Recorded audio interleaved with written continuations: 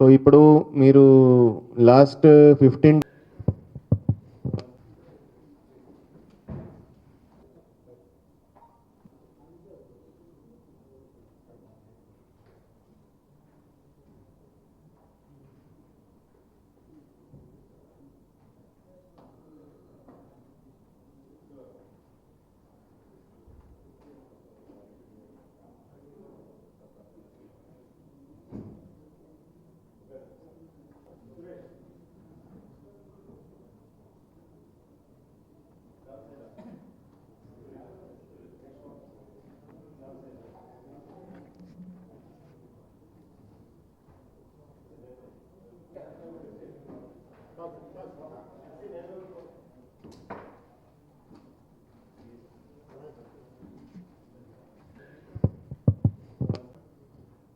So ఈ నెల 3వ తారీఖు రాత్రి మేడికొండూరు పోలీస్ స్టేషన్ లిమిట్స్లో పాలడుగు గ్రామంలో ఒక ఇంటి దొంగతనం జరిగింది.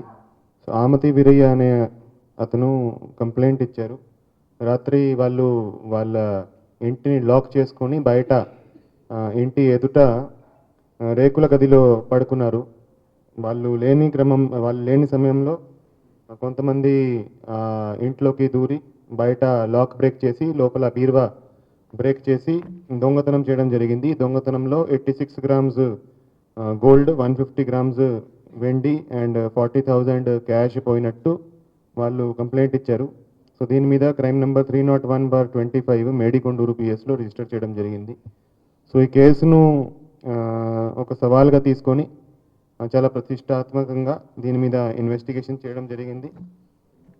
సో ఈ కేసు ఇన్వెస్టిగేషన్లో చాలా మంచి ఇన్వెస్టిగేషన్ చేయడం జరిగింది. Technical evidence, CCTV cameras, tower dump, సిడిఆర్లు, ఐపీడిఆర్లు, తర్వాత దాంతోపాటు లోకల్ ఇన్ఫర్మేషన్ ఏదైతే ముద్దాయిల మీద మనకి లోకల్ ఇన్ఫర్మేషన్ ఉంటుందో దాన్ని కంబైన్ చేసి చాలా మంచి డిటెక్షన్ చేయడం జరిగింది. సో ముగ్గురు అక్యూజ్డ్ అరెస్ట్ చేయడం జరిగింది. A1 Devarakonda Rambabu, A2 తుపాకుల Venkatesh, A3 బొమ్మల విజయ్. ఈ ముగ్గురు కూడా పాత అఫెండర్స్, పాత ముద్దాయిలు. సో A1 మీద విజయవాడలో సస్పెక్ట్ షీట్ ఉంది పాయకపురం పోలీస్ స్టేషన్లో. అతని మీద ఆల్మోస్ట్ 120 దాకా కేసులు, దొంగతనం కేసులు ఉన్నాయి.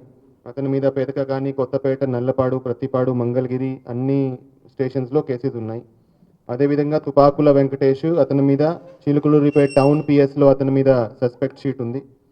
అతని మీద కూడా 50 దాకా బైక్ దొంగతనాల కేసులు ఉన్నాయి. చిలుకలూరిపేట, పిడుగురాల, మిర్యాలగూడ, నల్గొండ, భువనగిరి, సూర్యాపేట పోలీస్ స్టేషన్స్లో ఇతని మీద కూడా కేసెస్ ఉన్నాయి. అదేవిధంగా బొమ్మల విజయ్ A3, అతని మీద కూడా చిలుకలూరిపేట టౌన్ పిఎస్లో రౌడీ షీట్ ఉంది. అతని మీద కూడా చిలుకలూరిపేట పిఎస్లో, మాటూరులో, వట్టి చెరుకూరు, నర్సరావుపేట లో అతని మీద కేసులు ఉన్నాయి. అతని మీద మర్డర్ కేసు, రాబరీ కేసు కూడా ఉంది.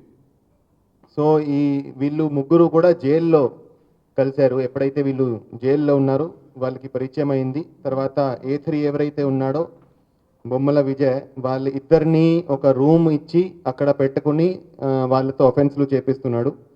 సో మనం ఈ కేసు డిటెక్ట్ చేసి వాళ్ళని ఈరోజు అరెస్ట్ చేయడం జరిగింది. వాళ్ళ ముగ్గురిని అరెస్ట్ చేసి రిమాండ్కి తరలించడం జరుగుతుంది. ఈ కేసులో వాళ్ళు ముగ్గురు 3 కేసెస్ చేసినట్టు వాళ్ళు కన్ఫెస్ చేశారు. ఒకటి మేడికొండూరు పిఎస్లో ఏదైతే మేము ఇప్పుడు చెప్తున్నామో ఆ కేసులో 88 grams gold, 83 grams silver, 2 cell phones recover చేయడం జరిగింది. అదేవిధంగా వాళ్ళు చీమాకుర్తి పిఎస్లో కూడా ఒక బైక్ దొంగతనం చేసినట్టు కన్ఫెస్ చేశారు. ఆ బైక్ కూడా వాళ్ళ దగ్గర నుంచి రికవర్ చేయడం జరిగింది. అదేవిధంగా మొప్పాల పిఎస్లో ఇంకొక దొంగతనం వాళ్ళు కన్ఫెస్ చేయడం జరిగింది. సో ఈరోజు ఈ ముగ్గురును అరెస్ట్ చేసి రిమాండ్కి పంపిస్తున్నాము. వాళ్ళు 3 కేసెస్ కన్ఫెస్ చేయడం జరిగింది. దీంట్లో ఏదైతే ఇప్పుడు మేడికొండూరు పిఎస్ కేసు ఉంది దాంట్లో almost 100% recovery, almost full recovery కూడా చేసి విక్టిమ్స్కి ఇవ్వడం జరుగుతుంది. సో ఈ కేసును డిటెక్ట్ చేసిన డిఎస్పి తుళ్ళూరు ఆధ్వర్యంలో Medikonduru inspector Nagul Meera Saheb, SI Khajibabu and వాళ్ళ టీంని అభినందిస్తున్నాము. వాళ్ళందరికీ సర్టిఫికెట్స్ కూడా అందజేస్తాము. Thank you.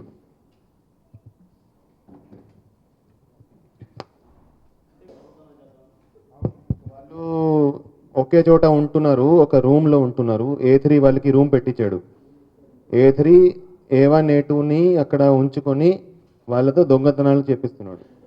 సో వాళ్ళు ముగ్గురు అక్కడ జైల్లో కలిశారు. కలిసినాక బయట వచ్చి ప్లాన్ చేసి ఇది చేస్తున్నారు. బంగారము 88 గ్రామ్స్ బంగారం రికవర్ చేయడం జరిగింది. 88.6 గ్రామ్స్ బంగారం, 83 గ్రామ్స్ సిల్వర్, 2 సెల్ ఫోన్స్, మొత్తం కలిపి అరౌండ్ 10 లక్షల వర్త్ ప్రాపర్టీ రికవర్ చేయడం జరిగింది.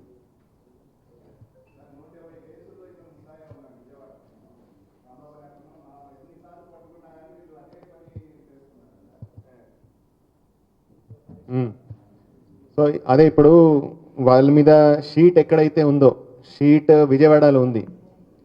సో పక్క జిల్లాలో ఉంది. కానీ ఇప్పుడు మనం కొత్తగా ఒక FRS సిస్టమ్ ఒకటి ఇంట్రడ్యూస్ చేసాము.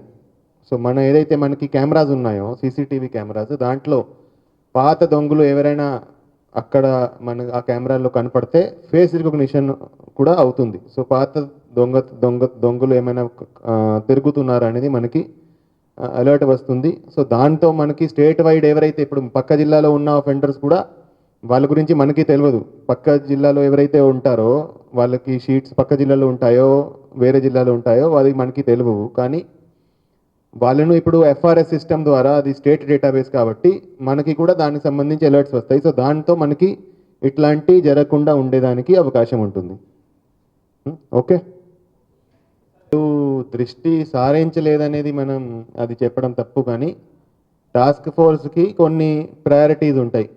So highest priorities ganja, drugs, దాని తర్వాత గ్యాంబ్లింగ్, కాక్ ఫైట్స్, దాని తర్వాత PDS రైస్ కూడా పట్టుకుంటున్నారు. వాళ్ళు పట్టుకుని PDS రైస్ కూడా కేసెస్ రిజిస్టర్ అయ్యాయి.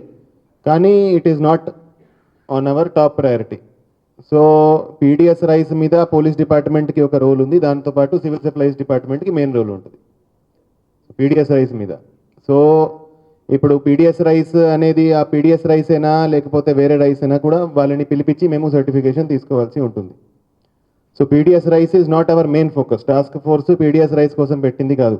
కానీ PDS రైస్ కూడా జరుగుతుంది, అది కూడా అరికట్టాల్సిన అవసరం ఉంది. దాని మీద కూడా వర్కౌట్ చేస్తాం.